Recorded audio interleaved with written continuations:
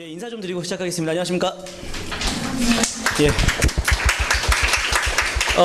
자, 무엇보다도 우리의 결과와 관계없이 시험 보는 과정은 굉장히 다들 고생했을 거라 생각이 듭니다. 국가직 시험을 치렀고요. 2019년. 이 시험은 뭐 역대급 국가직 문제 중에서는 제일 쉬운 수준이었습니다. 작년에 너무 어려워서 좀 출제자들이 혼난 것 같아요. 그래서 올해는 좀 평이하게 출제되었지만, 뭐, 그래도 만점은 사실 쉽지 않았던, 뭐 그런 시험이라고 좀 생각이 좀 들기도 합니다. 만점 맞으면 참 좋겠지만, 만점이 안 나오더라도 한 95점, 90점, 이 정도면은 합격선이 좀 될 수 있지 않나. 90점을 맞아도 다른 과목에서 좀 점수가 확보가 되면 가능하다는 얘기인 거고요. 한 95점 정도는 나와야 되지 않나, 뭐 이런 생각이 좀 듭니다. 자, 그러면 정답은 여기 좀 확인하면 다 될 테고요. 저희는 지금 현재 나형 시험을 좀 봤습니다. 그리고 자, 1번부터 20번까지의 자, 문제 해설을 좀 진행을 하도록 하겠습니다. 자, 우리가 항상 하는 방식이 있는데 기본형, 그리고 특수형, 그 다음에 확장형 뭐 이런 방식으로 하지만 이 문제는 뭐 특수형과 확장형이 거의 없어요. 그래서 특별히 그렇게 나눌 필요는 없겠고 한 문제 한 문제 해설을 좀 진행하면 되겠습니다. 좀 이런 방식을 좀 계획하고 있습니다. 뭐냐면 이게 사찬하고 다르잖아요. 그리고 다른 직렬하고 다른 형태의 국가직 지방직 문제의 문장이 있습니다. 자, 그래서 국가직 지방직은 어떠한 문장들을 좀 사용하고 있는가? 그리고 이 문장은 결국에는 어떠한 개념을 계속해서 끊임없이 요구하고 있는가? 거기에 좀 초점을 맞추려고 합니다. 왜냐하면 난도가 쉽건 어렵건 간에 여기서만 쓰는 표현들이 있거든요. 그 표현에 조금 여러분들이 주목한다면 지방직도 예측할 수 있지 않을까, 대비할 수 있지 않을까, 이런 생각이 좀 듭니다. 자, 그리고 결론을 마지막에 얘기하면 여러분들이 좀 뭐 짐 정리하고 막 그럴 것 같아서 결론을 좀 미리 말씀을 좀 드리면, 자, 미리 말씀드리겠습니다. 지방직은 이거보다 쉽게 나올 수 있을까요? 그러면 또 욕먹어요. 출제자가 욕먹어요. 왜냐하면 잘 봤는데 결국엔 떨어지는 경우가 너무나 많아질 거 아닙니까? 그래서 지방직은 이보다 쉽게 나올 가능성은 좀 높아 보이지 않습니다. 뭐 이 정도의 난도거나 이보다는 좀 어려워질 수밖에 없는 것이죠. 그런 이유는 뭐냐면 역대 한 3, 4년 정도가 항상 국가직이 어려우면 지방직이 좀 쉬웠고, 그리고 국가직이 쉬우면 지방직이 좀 어렵고, 이런 경향이 계속 반복됐어요. 그래서 항상 쉽거나 항상 어렵거나 그렇게 될 가능성은 그렇게 높지 않습니다. 이번에 국가직이 좀 쉬운 편이었기 때문에 지방직은 자, 이번 국가직보다는 좀 난도 있게 출제될 걸 생각하고 공부하셔야 되는 거고요. 또 하나, 난도에 관계없이 우리는 깊이 있게 학습하는 게 필요하다. 왜냐하면 그렇게 해야지 쉽게 나오건 어렵게 나오건 다 대비가 되잖아요.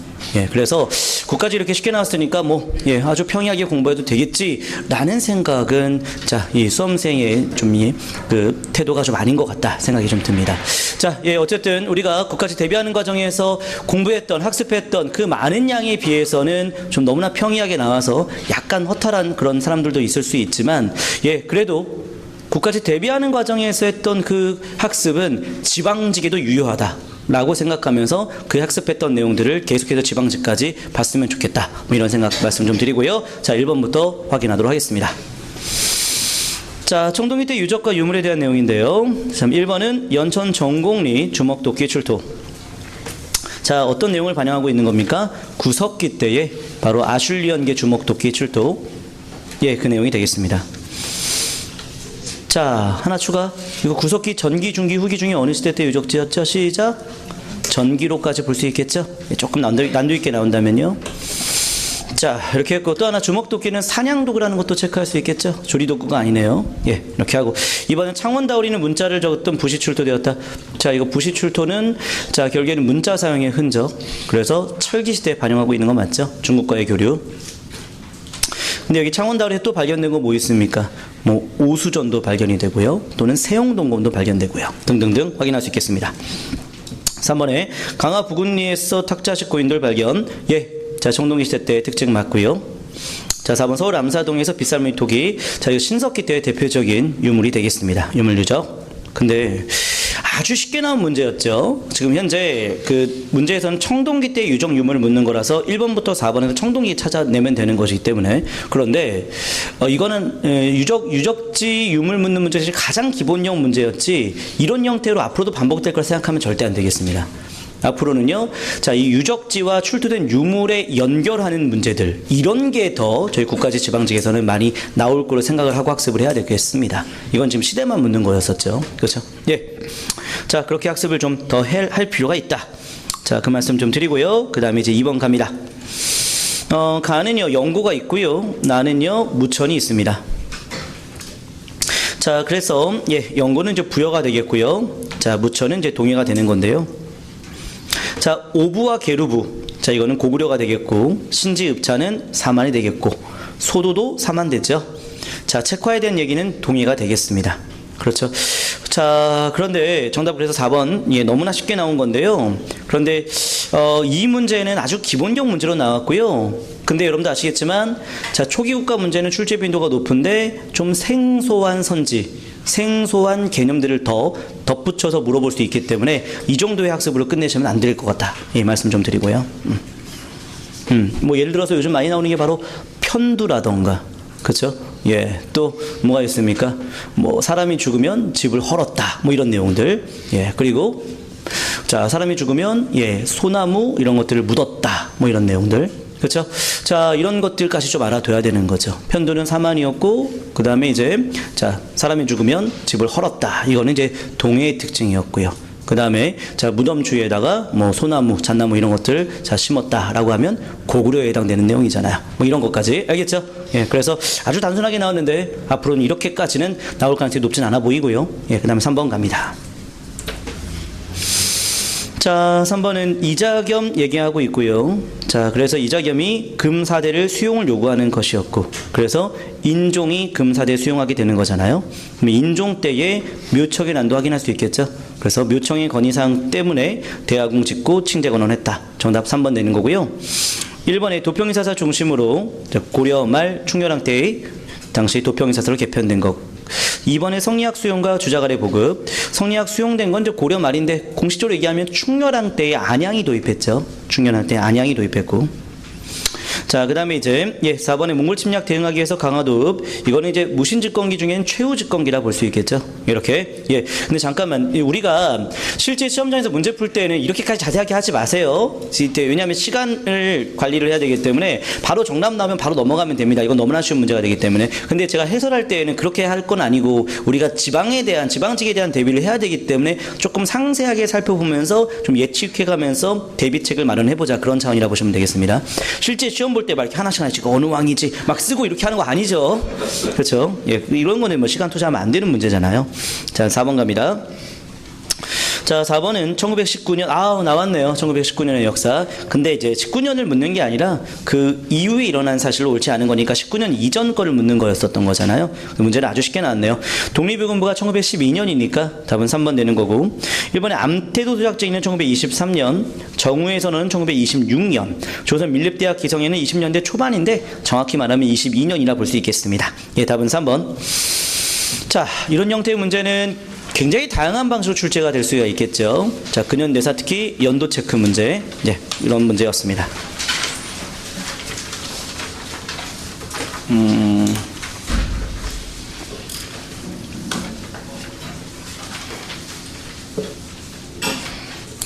대답이 바로 튀어나오지 않는 연도 한번 체크 한번 해볼까요?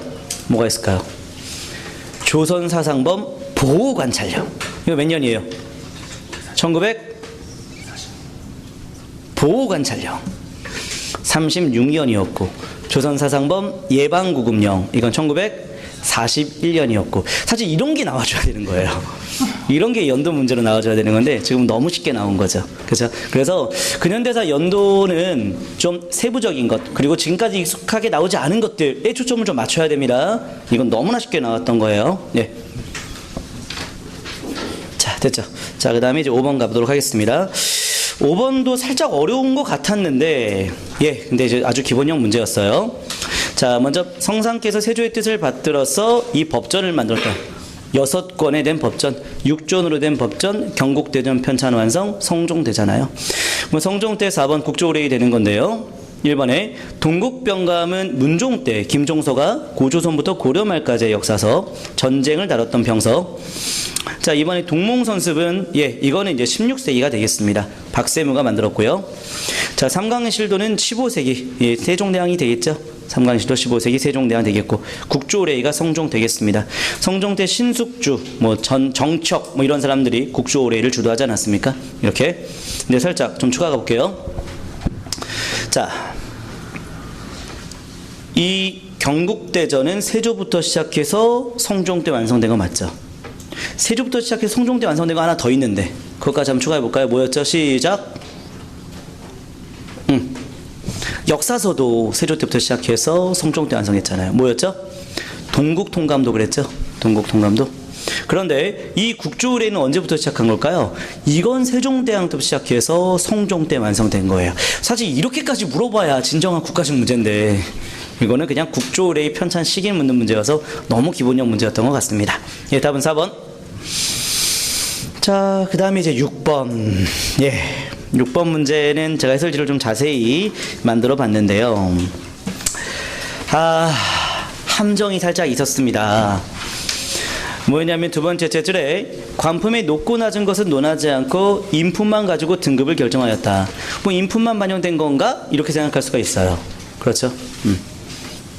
그런데 첫 번째 줄, 직관과 상관 우리 많이 했잖아요. 직관이면 현직관리죠. 상관이면 전직관리죠. 그러면 전직관리, 현직관리 다 반영하는 거잖아요. 그렇죠?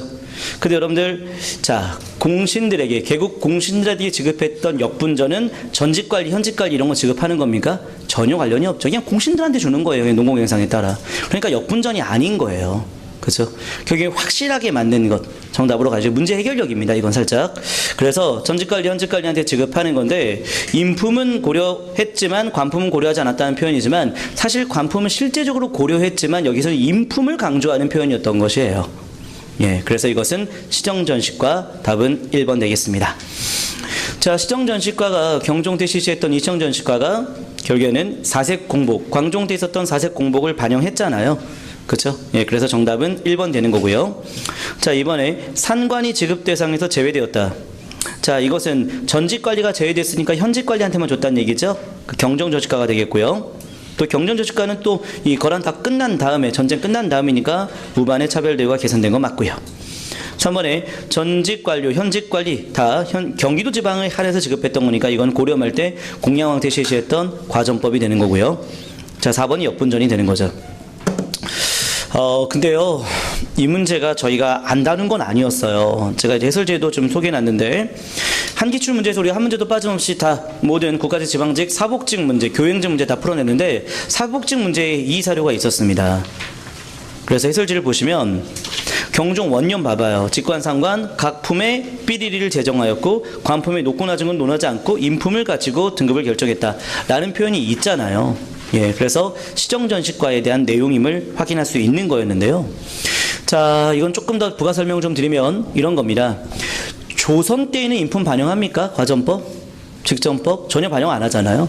그렇기 때문에 고려 때는 인품이 반영된 걸 강조하는 차원에서 이렇게 관품은 반영되지 않았다는 표현이지만 전직관리 현직한테 지급하는 거니까 절대 역분전은 될 수가 없는 걸로 봐야겠습니다. 알겠죠? 그래서 지금 현재 확실한 것, 직관, 상관한테 품을 나눠줬다. 품을 나눠줬다는 건 우리 1에서부터 18등급 나눠 지급했다라는 거예요. 역분전은 그런 거 아니잖아요. 그래서 이것은 시정전식과로 좀 가져야 되는데 이 문제가 아마 국가직 시험 문제에서는 가장 학생들이 힘들어했던 문제가 아닌가 생각이 드는데요. 그럴 때는 살짝 놔두셔야 돼요. 이거는. 그래 놓고서 마지막 싸울 때 가야 되는데, 자, 싸울 때에는 결국에는 품을 나눴네.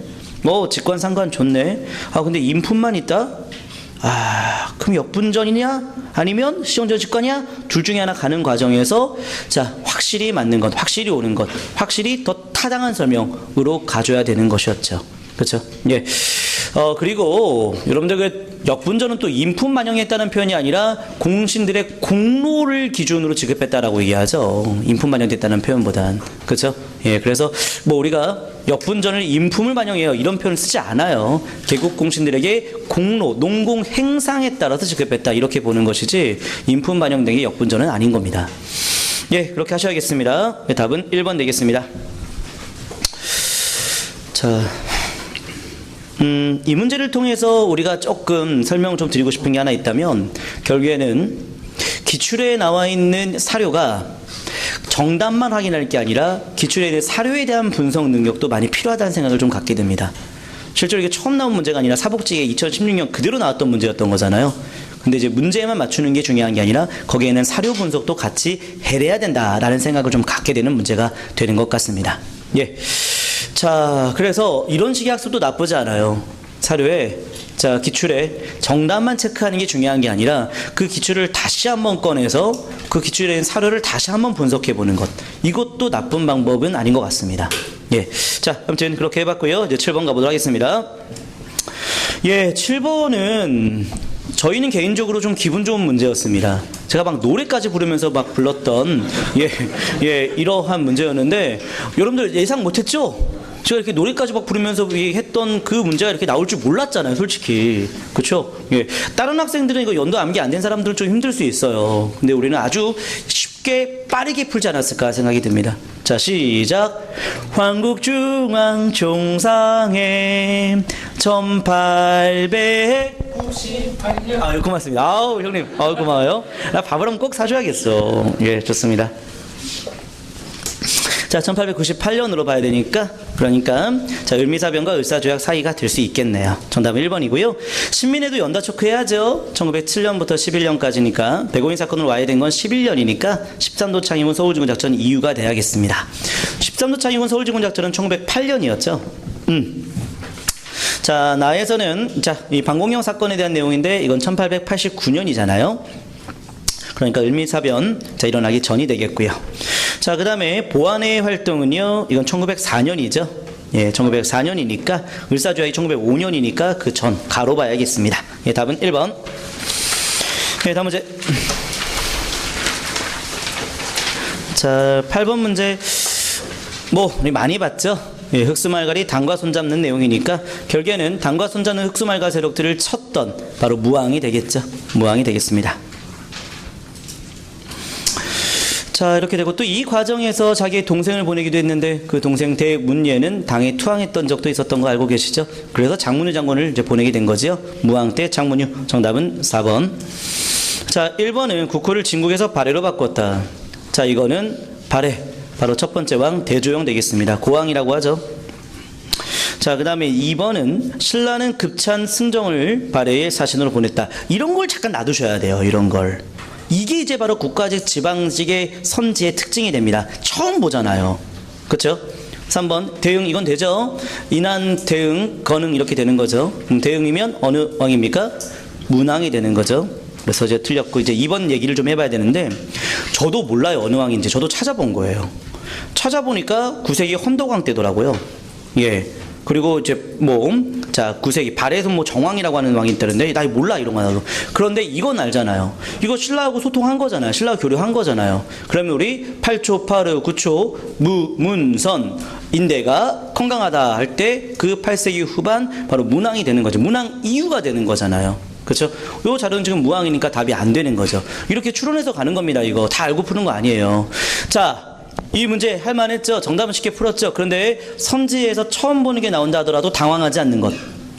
그리고 우리가 알고 있는 지식 속에서 최대한 쉽게 파악해서 풀어도 문제 맞추는데 큰 어려움 없다. 이렇게 하시면 되겠고요. 9번 갑니다. 예, 9번은 그냥 사도하자를 암기해야지만 풀 수 있는 문제죠. 그래서 자, 쌍성보 사도하자 대전자랑 동경성 전투, 바로 한국 독립군의 전투가 되겠습니다. 북만 줄일 때죠. 예, 그러니까 정답은 3번 되겠고요. 1번의 양세복은 조선혁명군 남만주였고요. 자, 영릉과 흥경성 전투였죠. 2번에 미세협정 체결되기 직전까지 활약했다. 미세협정이 1925년이니 시기적으로 전혀 관련이 없죠. 자, 4번에 이거는 이제 중국 국민당 지원받아서 만들어졌던 자, 1938년 조선의용대 되겠습니다. 무장논입전쟁과 관련된 아주 기본적인 문제였는데 그래도 이 전투의 명칭을 암기 안 하면 좀 틀릴 수 있는 문제예요. 예, 그래서 다 암기가 됐을 거라 생각이 들고요. 잘 맞췄을 거라 생각이 됩니다. 10번. 살짝 함정이 있지요. 유기전의 금난정권 철폐란 말 적절하지 않죠? 유기전을 제외한 금난정권 철폐라고 우리가 공부했던 걸로 압니다. 그렇죠. 유기전을 포함시키지 않았고 유기전을 제외한 금난정권 철폐 이렇게 봐야 되기 때문에 답은 1번. 2번은 담배, 인삼, 대표적인 상품 작물, 상업 작물 다 가능한데요. 3번 디귿에 감저? 고구마? 이 디귿은 감자 아니야? 디귿은 고구마랬는데? 아니 감자 고구마 다른 거지. 답 3번이네. 이러면 안 되는 거예요. 알겠죠? 그러니까 제가 이 국가지 해설이 좀 강조하고 싶은 게 바로 이런 것들입니다. 그러니까 처음 보는 선지에 대해서 여러분들이 바로 정답으로 가지 말아야 되는 거예요. 감저, 솔직히 얘기할게요. 나 감저보, 감저신보 이거 몰라. 나도 이거 찾아본 거야. 그런데 답은 1번이야. 왜? 확실히 아니니까. 우리가 배운 내용 범위 안에서 풀어내는 것. 자, 필요하고요. 자, 뭐 해설지 보면 알겠지만, 자, 이것, 감저, 남저, 북저, 이거 고구마입니다, 고구마. 고구마는 18세기 일본에서부터 받아들였죠. 자, 그 다음에, 뭐, 리을은 바로 견종법에 대한 내용입니다. 고랑에다가, 자, 씨앗을 뿌리는 것이죠. 그렇게 해서, 자, 정답은 1번 되겠습니다. 자, 이제 11번 갑니다. 이거 난도를 좀 4개까지 표시했는데 4개까지는 아닌 것 같아 생각해보니까. 한 3개 정도? 3개 정도? 자, 왜냐면 저는 2번 때문에 여러분들 헷갈릴 수 있었겠지만 근데 2번 몰라도 풀린다? 여러분들 이렇게 하면 되잖아요. 삼국 유사 때 최초의 당군 신화가 수록됐으니 그 전의 책은 다 없는 거잖아요. 그러니까 당연히 이 동명왕편과 삼국 유사의 순서만 알면 되는 거잖아요. 동명왕편은 삼국 유사 전이니까 당연히 당군에 대한 내용이 없는 거죠. 그렇게 해도 괜찮아요. 그렇게 해서 풀었다면 쉬운 문제가 되는 거죠. 그런데 2번 때문에 좀 헤맸다면 조금 어려운 문제가 되는 건데 그래도 우리는 국가직 파이널 때 처음 시작할 때부터 제가 당군 강조하면서 동국 역대 총목을 크게 써놓지 않았습니까? 그렇죠? 다시 한번 해볼까요? 오랜만에.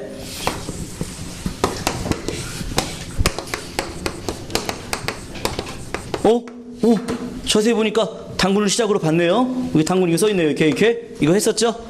솔직히 솔까말 나 이거 문제 풀 때 이거 떠올랐다. 자, 손 한번 들어보실래요? 앞으로 이런 거 하지 말까요? 근데 진짜 이거 완전 적중 아닙니까? 적중의 수준을 뛰어넘어서 이거 문제 푸는데 정말 도움되지 않았습니까? 이거 당군 이렇게 떠올리면 되는 거니까. 이거 심심한데 이것도 한번 해볼까요? 싫어하지 마시고 이것도 한번 해볼까요?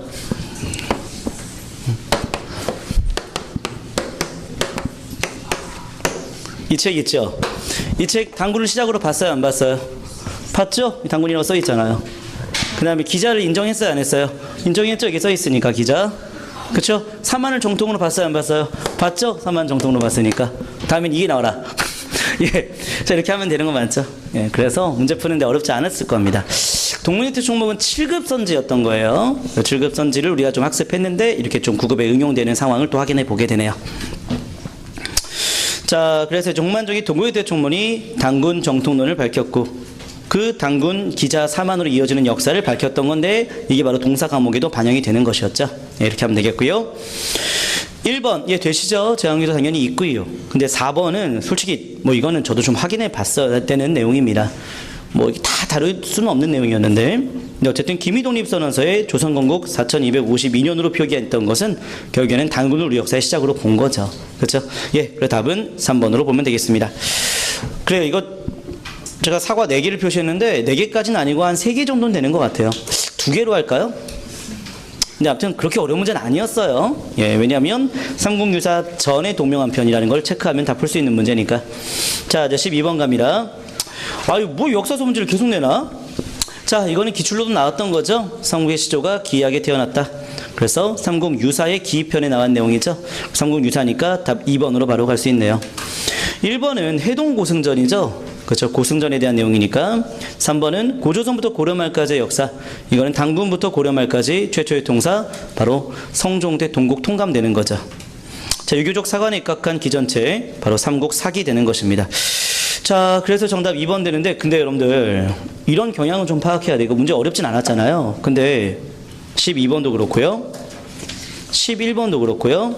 자, 앞장 좀 볼래요? 5번도 그렇고요. 자, 지금 이거 다 서적사 묻는 문제라는 거 확인할 수 있겠습니까? 예, 그래서 서적 정리하는 게 굉장히 저희 국가직 지방직에서는 필요한 학습이다라는 생각을 좀 갖게 됩니다. 맞죠? 예, 그렇게 문제는 어렵진 않았지만. 자, 그 다음에 이제 13번 가보도록 하겠습니다. 자, 패전개혁을 제시하며 정부와 전주협약을 맺었다. 전주협약 이후의 상황인데, 이 문제는 너무 성의 없이 낸 것 같아요. 전주협약 이후의 상황 모르시는 분이 어디 있겠습니까? 자, 남접과 북접이 손잡았던, 자, 논산에서 직결했고 우금치 전투 펼치는 거 맞죠? 예, 답은 4번 되겠습니다. 1번의 황토현 전투는 1차 농민봉기 되겠고, 2번은 즉 고분 농민봉기, 그 다음에 3번은 안핵사 이용태가 처벌했기 때문에 1차 농민봉기 나타나게 되는 거죠. 다 전주협약 체결 이전의 모습으로 볼 수 있겠고요. 답은 4번. 자, 14번 문제. 이것도 너무 기본적으로 나왔어요. 자, 보시면 대공의 난이라고 있습니다. 대공의 난이 이게 바로, 자, 언제입니까? 바로 대공의 난, 96각간의 난. 바로 해공황 때죠, 해공황 때. 그렇죠. 구주 오소경 신문왕과 해공왕 그 사이권 물어보니까 정전지급 되겠습니다. 성덕왕이니까요. 자, 동시가 있으니까 동시전 있는 거죠. 지증왕 때가 되겠죠. 예. 그래서 6세기 지증왕. 진대법은 2세기 고구려 고국천왕. 자, 청주 거노연, 예, 거노연이라고도 하고 거로연이라고도 하고 국학생을 노비로 삼았다라는 건 이건 신라 말이에요. 신라 말. 신라 하대 소성왕 때에 나타난 모습입니다. 소성왕. 자, 그래서 예, 정답은 1번 되겠고요. 자, 그 다음에, 예, 15번 갑니다. 이 문제는 예측을 좀 하긴 했는데, 생각보다는 좀 쉽게 나왔던 것 같습니다. 3번 선지 확실히 알면 좋긴 하지만 몰라도 풀 수 있는 문제였던 것 같아요. 왜? 개성의 경천사 집층석다, 우리 월경원 누나 이렇게 했었잖아요. 그래서 원각사지, 월경원 누나니까 경천사 집층석다면 고려 말 되는 거고, 원나라 영향을 받은 거 맞죠? 예, 이렇게 됐고요. 자, 이번에, 자, 영주 부석사 무량수전 주심포 다 아시죠? 목조 건물 다 되겠고요. 자, 3번은 좀 있다고. 4번에, 예, 이거 좀 이렇게 좀 반가웠는데.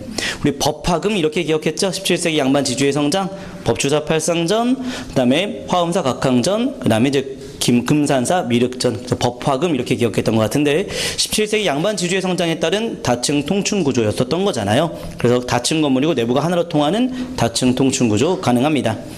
3번은 이건 제가 수업 때도 많이 강조하는 건데 또 미륵사지 석탑을 얘기할 때 우리가 문화유산 특강하는 과정에서도 많이 강조했던 내용이었네요. 자, 사리함이 발견되는데 사리봉안기 거기 안에 사택적덕의 딸이 무왕과 혼인했다는 내용이 없기 때문에 선화공주가 아니라 바로 백제 좌평의 딸과 무왕이 혼인했음을 또 확인하게 되는 거잖아요. 그래서 3번은 자, 미륵사지 석탑으로 바꿔내야 되는 거죠. 예, 그래서 답은 3번 되겠습니다. 문화유산 문제는 그런데 잠깐만 이건 쉽게 나왔긴 했지만 앞으로는 문화유산 문제가 학생들의 발목을 잡을 수 있습니다. 왜냐하면 지금 2년 동안 계속 출제되고 있어요. 문화유산 이렇게 묻는 것. 최근에 어떤 문제였습니까? 덕수궁 속주전 문제 나왔잖아요. 무슨 양식이냐.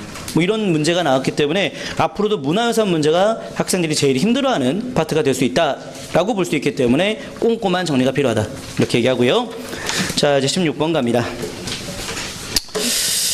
이게 주세붕의 백운동 서원이니까 서원이 제사와 학문연구회도 사설교육기관인 거 다 아실 텐데 다 4번 될 텐데 1번은 지방 9년에 있는 거니까 이건 향교가 되겠고 2번은 천자문 가르치는 거니까 이건 서원 되겠고 3번에 이 선지가 조금 익숙하지 않아요. 근데 우리 이거 최근에 풀었다?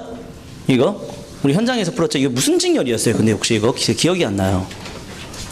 이거 우리 경감부에서 풀었던 것 같은데 그쵸? 이 문제. 자, 그래서 성적 우수자는 문과 초시를 면제해 주었다라고 됐는데, 자, 문과 초시. 이거는 성균관 성적 우수자였죠. 향교가 아니라. 그쵸? 예전 문제에서 우리 향교로 연결해서 이 묻는 문제가 나왔던 걸로 아는데, 자, 이 문제를 풀었던 기억이 나요. 그래서 성균관의 우수자들이 문과 초시를 면제해 주는 거죠. 그쵸? 예, 그 답은 4번 되겠고요. 그 다음에 17번 갑니다. 17번은 이것은 정확성이 떨어지면 틀릴 수 있어요. 그래서 제가 수업 때 이렇게 갔어요. 강화도 조약에 부속 조약이 있는데 그 부속 조약 중에 무역과 관련된 얘기면 무역규칙 또는 통상장정으로 가야 된다. 관세라던가 또는 쌀의 유출에 대한 내용이가. 이거 다 무역에 대한 내용이잖아요. 관세 무역에 대한 내용이고 쌀 유출 무역에 대한 내용이잖아요. 그러니까 이거는 조율무역규칙 또는 조율통상장정으로 가야 된다. 그 말씀 드렸던 것 같은데 부록이 아니죠. 부록. 그렇죠. 조율소지구 부록 같은 경우는 간행이정에 대한 내용이 나오는 거잖아요. 간행이정을 심리로 규정했다. 그렇죠. 예, 또 일본의 화폐를 유통할 수 있다. 그 내용이 되겠잖아요. 그래서 답은 1번으로 갈 수 있겠습니다. 자, 예, 뭐 당연히 나는 조미통상자인 건 알고 계시죠? 예, 이렇게 1번 하시면 되겠고요. 근데 17번 문제 어려운 문제 아니에요. 예, 이 문제 뭐 제가 사과 3개를 표시하긴 했는데 정확하게 공부하지 않으면 틀릴 수 있는 문제여서 이렇게 표시하긴 했지만 어느 정도 학습량만 좀 돼 있으면 다 맞출 수 있는 문제라 생각이 들어요. 18번 갑니다. 자, 이것도 여러분들 마지막에 우리 제도사 하면서 다시 한번 좀 정리했던 것 같아요. 2조 전랑에 관한, 그쵸? 자, 그래서 2조 정랑 또는 2조 좌랑 다 합쳐서 그냥 2조 전랑이라 얘기하는 건데 바로 자천권, 통천권 또는 처치권 뭐 이런 거 등등이 있었죠. 예, 그래서 자, 2번 선지 3, 4의 관리 추천하는 권한 이거를 통천권 이렇게 얘기하죠. 그래서 답은 2번 되겠습니다. 자, 1번의 사관원은 간쟁이 업무를 담당하는 건데 1번 선지는 자, 이거는 이제 자, 승정원이 되는 거잖아요. 그 다음에 이제 디귿은 승정원에 대한 내용이 얘기했는데 3번 선지에 대한 내용은 사관원과 사원부에 대한 내용이죠. 왕의 정책을 간쟁하는 것은 사관원, 비리를 감찰하는 것은 사원부. 그래서 뭐 양사 또는 대간 이렇게 얘기할 수 있겠네요. 그렇죠? 그래서 이제 승정원과 관련이 없고요. 자, 리을. 혹시 리을 가신 분이 있을까? 홍문관도 학문을 담당하는 그런 관청이긴 해요. 근데 왕의 자문을 담당하거나 경연을 주관하는 거로 봐야지 서적 출판하고는 관련이 없죠. 서적 출판하는 기관은 따로 서적원이라고 따로 교서관이라고 따로 있었죠. 교서관이라는 기관이 따로 있었죠. 이렇게 하셔야겠습니다. 예, 답은 2번 되겠고요. 자, 이제 19번 갑니다. 예, 이것도 아주 기본형 문제 너무 많이 봤죠? 유교 구신론이니까 박은식 답 2번 되겠습니다. 나라는 영이고 역사는 신이다. 근데 이 어느 역사서에 나온 거예요? 이 한국통사에 나온 거였죠. 예, 답은 그래서 2번. 1번에 조선의 정인보가 되겠고요. 3번은요 주석 김구. 4번은 자 독사실론 신채호 되겠습니다. 너무나 기본형 문제니까 넘어갈게요. 자, 20번. 자, 순서 나열하는 건데 이거 너무 성의 없이 낸 것 같아요. 그렇죠? 예, 그래서 건국준비위원회가 먼저 해방 직후에 만들어졌고, 그 다음에 이제 모스크 상국이상회의가 45년 12월이었죠. 그 다음에 이제 자우합작 7원 측 발표, 자우합작 운동 실패 이후에 남북 협상파니까 나다 가라. 답은 2번 되겠습니다. 자, 이렇게 해서 우리 좀 시간이 많이 걸리진 않았던 것 같은데요. 문제 수준이 그렇게 높지 않아서 그런 현상이긴 한데요. 자, 제가 드리고 싶은 말씀을 조금만 드리고 마치도록 할게요.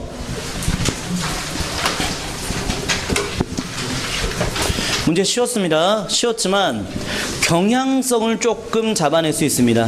뭐냐면 쉽건 어렵건 간에 끊임없이 서적사는 출제되고 있다. 그러니까 쉬운 책을 물어보면 쉬운 건데 아주 까다로운 책을 물어보면 어려워지는 거죠. 알겠죠? 서적사에 대한 학습. 하나 더. 끊임없이 지금 현재 최근은 잠깐만, 이거 되게 중요한 얘기야. 이거 얘기하기 위해서 여러분들 오늘 온 거예요. 사실 해설은 다 어디든 들 수 있잖아요. 그렇죠? 예, 그런데 이제 요 얘기는 제가 좀 분석하는 부분이거든요. 자, 끊임없이 문화유산 문제를 통해서 난도를 조절할 것이다. 이 얘기 하나 드리고, 마지막으로 하나 더. 예, 마지막이 아니라 좀만 더. 디테일한 근현대사의 연도 파악 문제는 계속 낼 것이다. 이번에 한국중앙총상회가 나온 걸 봤을 때 근현대사는 연도를 자꾸 물어볼 것이다.